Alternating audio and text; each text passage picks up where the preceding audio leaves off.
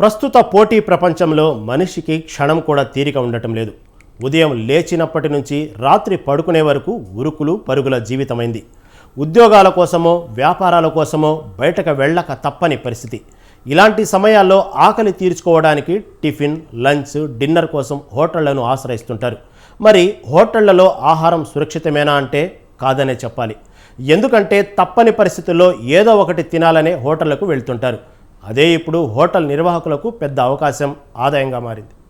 కుళ్ళిన కూరగాయలు, మాంసాలతో ఆహారం తయారు చేసి వడ్డిస్తున్నారు. పాడైన పదార్థాలను మసాలా గుమగుమలతో నోరూరిస్తారు.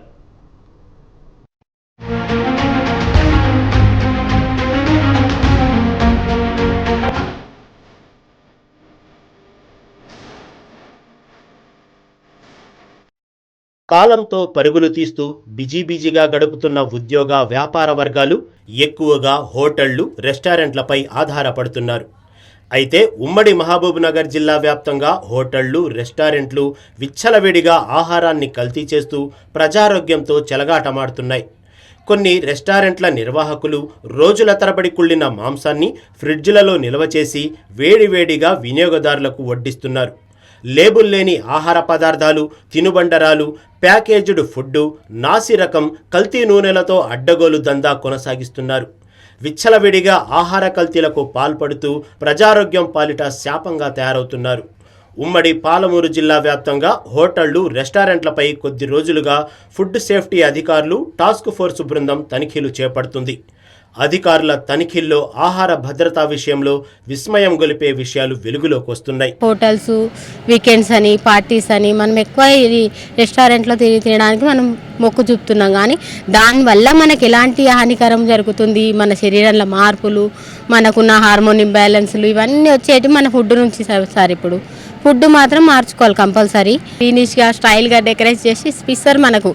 ఎంత టేస్ట్ ఉందని తింటాం. కానీ మొత్తం పురుగులు, దోమలు అంతా వారం రోజులకు ఉన్న ఆహారం మొత్తం అంతా దాన్ని చూస్తే మనం అసలు ఫుడ్ కాదు లోపలికి కూడా వెళ్ళాం, రెస్టారెంట్ జోలికి కూడా పోం. కానీ ఇప్పుడు అట్లా జరుగుతున్నా కూడా మనము ఎన్నిసార్లు ప్రభుత్వ అధికారులు రైడ్ చేసినా కూడా మళ్ళీ వాళ్ళు అదే విధిగా కంటిన్యూ చేస్తున్నారు. కాబట్టి ప్రజలు మనకు ఏం తింటున్నాము, ఏం చేస్తున్నాము, అది ఇంట్లోనే చేసుకుంటే ఎంత బాగుంటుంది, బయట ఎంత అనారోగ్యం అనేది మనం గ్రహించాలి. ఉమ్మడి జిల్లాలోని పలు హోటళ్లు, రెస్టారెంట్లలో కల్తీ ఆహార పదార్థాల వినియోగం ఎక్కువైంది. చాలా చోట్ల కనీస పరిశుభ్రత కనిపించడం లేదు. పలు హోటళ్లు వంట నూనెల విషయంలో ఇష్టారీతిగా వ్యవహరిస్తున్నాయి. నాసి రకం, కల్తీ నూనెలను రోజుల తరబడి వినియోగిస్తూ ప్రజారోగ్యాన్ని కబలిస్తున్నాయి. పానీపూరి, ఫాస్ట్ ఫుడ్ హోటళ్లలో ప్రమాదకరమైన రసాయనాలను వినియోగిస్తున్నారు. అపరిశుభ్ర వాతావరణంలో కల్తీ పదార్థాలు ఆందోళన కలిగిస్తుంది.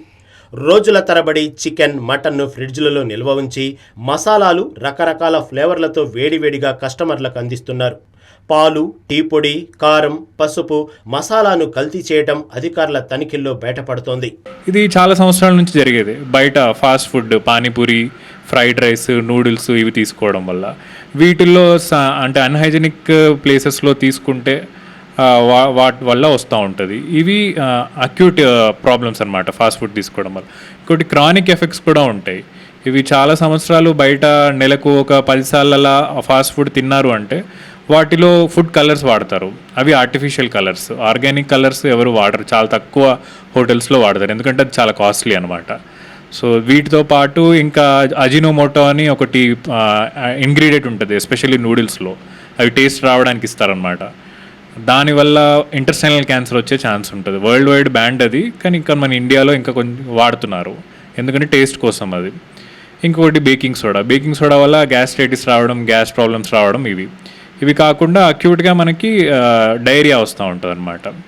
అవి మోస్ట్లీ బ్యాక్టీరియల్ ఇన్ఫెక్షన్సే ఉంటాయి. అంటే వాటర్ సరిగా వాడకపోవడం, దానికి అంటే క్లీన్ వాటర్ వాడకపోవడం, హైజీనిక్ వాటర్ వాడకపోవడం వల్ల వస్తాయి. ఇవి ప్రివెంట్ చేయడం అంటే అవుట్ సైడ్ ఫుడ్ తీసుకోకుండా అవి ఏవైతే బయట తింటారో అవి ఇంట్లో చేసుకుంటే మనం అవి ప్రివెంట్ చేసుకోవచ్చు అనమాట. ఉమ్మడి జిల్లాలోని వనపర్తి, నాగర్ కర్నూల్, గద్వాల, నారాయణపేట, మహబూబ్ నగర్ జిల్లాలోని జడ్చల్ల జాతీయ రహదారిపై ఏళ్ల తరబడి ఈ దందా కొనసాగుతోంది. అధికారుల తనిఖీలు లేకపోవడంతో కల్తీ దందా 3 మటన్ బిర్యానీలు, 6 చికెన్ బిర్యానీలుగా విరజిల్లుతోంది. మహబూబ్ నగర్ పట్టణంలో ప్రముఖ హోటల్గా పేరున్న పిస్తా హౌస్లో సైతం నిల్వ ఉంచిన మాంసం, కల్తీ నూనెల వినియోగం అధికారుల తనిఖీల్లో వెలుగు చూసింది. నాగర్ కర్నూలు జిల్లా అచ్చంపేటలోని పలు హోటళ్లు, రెస్టారెంట్లలో 3 రోజుల క్రితం ఆహార భద్రతా అధికారులు తనిఖీలు చేపట్టగా కొన్ని హోటళ్లలో నాసిరకం పదార్థాలను వినియోగిస్తున్నట్లు గుర్తించి శాంపిళ్లు సేకరించారు. మరికొన్ని హోటళ్లకు లైసెన్సులు సైతం లేకపోవడంతో నోటీసులు జారీ చేశారు. గతంలో మేము రైడ్ చేసిన దాని ప్రకారం వచ్చేసి లోకల్ బ్రాండ్ ఏదైతే ఫుడ్ ఉందో లోకల్ మెథడ్గా ఎలాంటి ల్యాబ్ టెస్ట్ లేకుండా అమ్మడం జరుగుతుంది. దానిపై చర్చించి ఫుడ్ ఇన్స్పెక్టర్కి రిటర్న్లో ఇవ్వడం జరిగింది. అది ల్యాబ్ చెకింగ్ అయిన తర్వాత అమ్మాలి. ఇంకోటి వచ్చి దాని డేట్ మ్యానుఫ్యాక్చర్ డేట్ లేకుండా అమ్ముతున్నారు. అది కూడా తెలియపరచడం జరిగింది. ఇంతకుముందు గతంలో ఒక హోటల్లో మేము పోయి అడిగి ఒక ఫుడ్ విషయంలో ఫుడ్ ఇన్స్పెక్టర్ కానీ తీసుకుపోయి తన ముందర వివరించి చూపించడం కూడా జరిగింది. అప్పుడు ఆ హోటల్స్ కూడా కొద్దిగా చేంజ్ అయిపోయి వాళ్ళ ప్రవర్తన చేంజ్ చేసి సామాన్యంగా కన్జ్యూమర్ ఎవరైతే ఉన్నారో వాళ్ళకు మధ్యతరగతి ఉన్న వాళ్ళకు మొత్తం కలిసేటట్లు సప్లై చేస్తున్నారు వాళ్ళు ఇప్పుడు. ఆహార భద్రతా శాఖలో అధికారులు సిబ్బంది కొరత వేధిస్తుండటంతో పర్యవేక్షణ కరువైంది. అవసరమైన సిబ్బంది లేక అన్ని చోట్ల తనిఖీలు చేపట్టలేకపోతున్నారు. ఒకవేళ తనిఖీలు చేసి శాంపిళ్లను సేకరించినా వాటి రిపోర్టు వచ్చేందుకు మరో 15 రోజుల వరకు సమయం పడుతోంది. ఈలోగా కేసు పరిస్థితి తారుమారు అవుతోంది. కనీసం లైసెన్స్ కూడా లేకుండా వందల సంఖ్యలో హోటళ్ల నిర్వహణ కొనసాగుతుంది. అధికారులేమో నోటీసులకే పరిమితమవుతున్నారు. ఆహార పదార్థాల నాణ్యత నిర్ధారించేందుకు పరీక్షా కేంద్రాలను పెంచాలని, ఆహార తనిఖీలు విస్తృతంగా చేపట్టాలని వినియోగదారులు కోరుతున్నారు.